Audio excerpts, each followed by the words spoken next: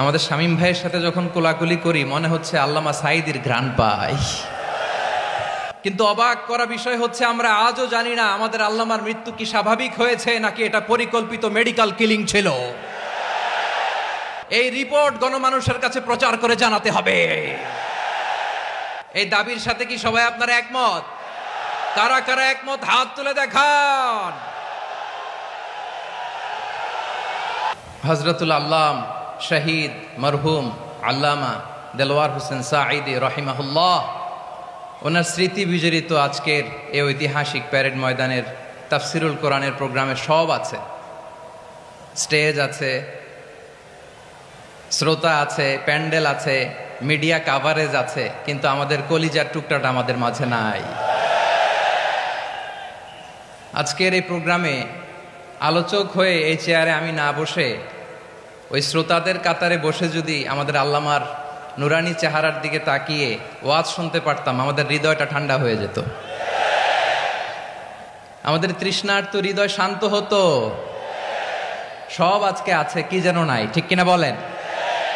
আল্লাহ তাআলা প্রতি 100 বছরে একজন মুজাদ্দিদ পাঠায়, প্রতি 100 বছরে একজন মুজাদ্দিদ, যিনি সমাজকে সংস্কার করেন। আল্লামা দেলোয়ার হোসেন সাঈদী রহিমাহুল্লাহ ছিলেন তেমন একজন মুজাদ্দিদ। চিৎকার করে বলেন ঠিক কিনা? উনি শিরক বিদআতের আস্তানাকে তছনছ করে দিয়েছেন, তাওহীদের বাণীকে সমুন্নত করেছেন, গণমানুষের কাছে তাফসিরুল কোরআনকে জনপ্রিয় করেছেন।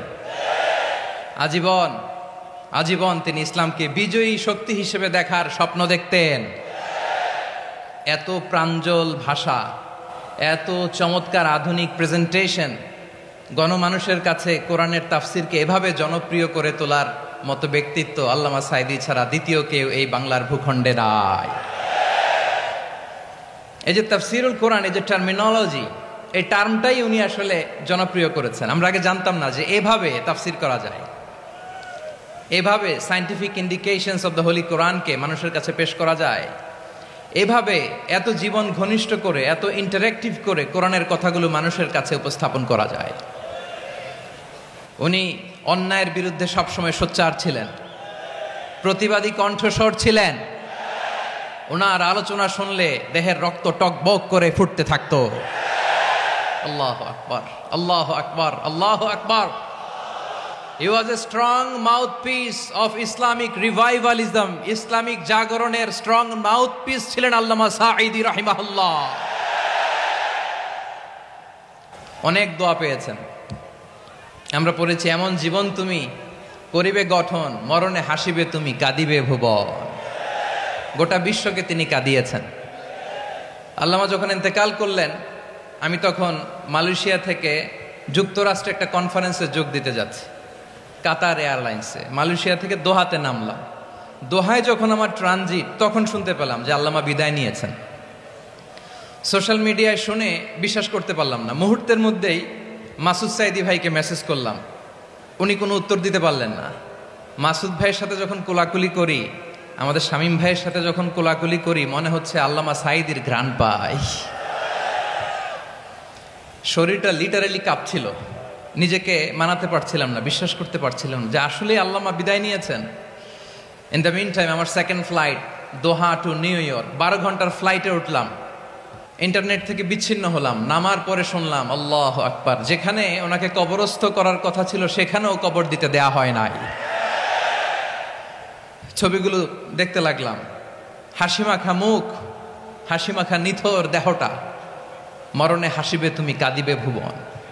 From east to west, from north to south, the entire globe, গোটা বিশ্ব ওনার জন্য কেঁদেছে, গোটা বিশ্ব কেঁদেছে। কাবার গিলাফ ধরে ধরে মানুষ চিৎকার করেছে।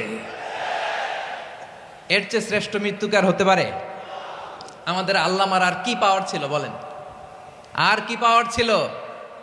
কুল্লু নাফসিন যায়িকাতুল মাউত, যারাই দুনিয়াতে আসবে তারা ইন্তেকাল করবে, এটা আমরা মেনে নেই, এটা আমরা জানি। কিন্তু অবাক করা বিষয় হচ্ছে আমরা আজও জানি না আমাদের আল্লামার মৃত্যু কি স্বাভাবিক হয়েছে নাকি এটা পরিকল্পিত মেডিকেল কিলিং ছিল। এটা যে পরিকল্পিত মেডিকেল কিলিং ছিল, এটা ধারণা করার পেছনে অনেক কারণ আছে। তিনি আধিপত্যবাদের বিরুদ্ধে সোচ্চার ছিলেন, ফ্যাসিবাদের বিরুদ্ধে সোচ্চার ছিলেন, রাজনৈতিক প্রতিহিংসার শিকার ছিলেন। এজন্য এটা মেডিকেল কিলিং হতে পারে এ ধারণা আমরা করতেই পারি। আওয়াজ করে বলেন ঠিক কি না? যেই সময়টা আমরা কাটাচ্ছি, এত সুন্দর সময় বাংলাদেশ আর পাবে না। আমাদের জন্মের পর থেকে এরকম চমৎকার সময় আমরা পাই নাই।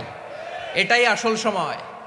আমরা ইন্টারিম গভর্নমেন্টের কাছে দাবি জানাই, উচ্চতর তদন্ত কমিটি করে এটা কি হত্যাকাণ্ড ছিল নাকি স্বাভাবিক মৃত্যু ছিল, এই রিপোর্ট গণমানুষের কাছে প্রচার করে জানাতে হবে। এই দাবির সাথে কি সবাই আপনারা একমত? কারা কারা একমত হাত তুলে দেখান।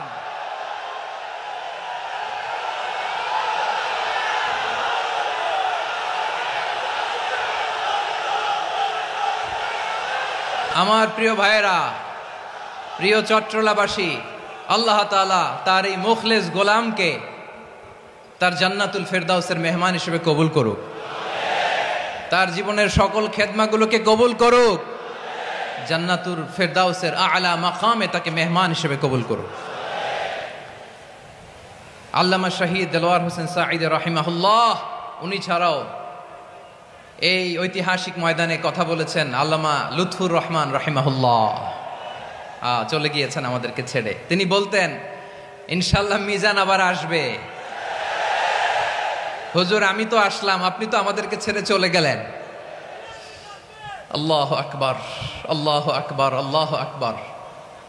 গলায় কোনো সুর ছিল না, সুর দিয়ে কথা বলতেন না, কিন্তু এত চমৎকার শব্দের বুনন, এত চমৎকার প্রেজেন্টেশন, এত চমৎকার ভাবে ঐতিহাসিক বর্ণনাগুলো তিনি উপস্থাপন করতেন। মন্ত্রমুগ্ধ হয়ে আমরা আল্লামা লুৎফুর রহমানের কথা শুনেছি।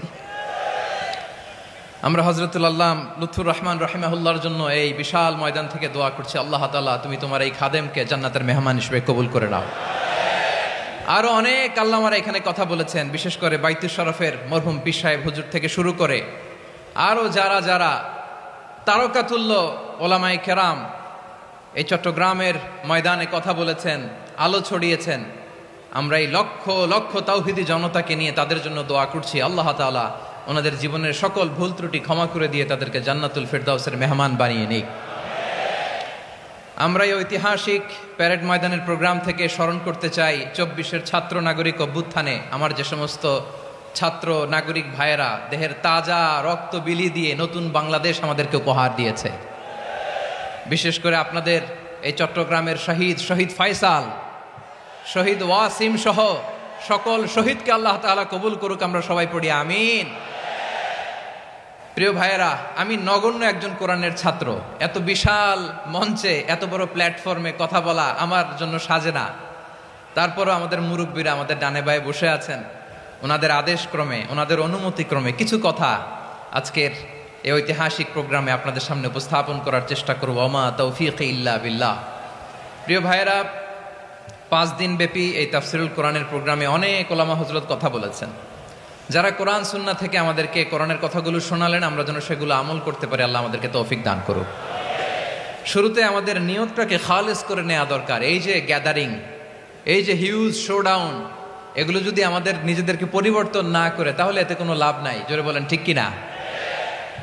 এই প্রোগ্রাম যদি আমাদের জীবনকে পরিবর্তন করে, আমাদের চিন্তার ডিএনএ কে চেঞ্জ করে দেয়, তাহলেই চট্টগ্রামের প্যারেড ময়দান সার্থক। আসুন আমরা চিন্তাকে খালেস করে নেই। আমরা সবাই নিয়ত করি যে যতটুকু কথা আমরা কোরআনের আলোকে শুনবো, আমলের নিয়তে শুনবো ইনশাআল্লাহ। বলেন সবাই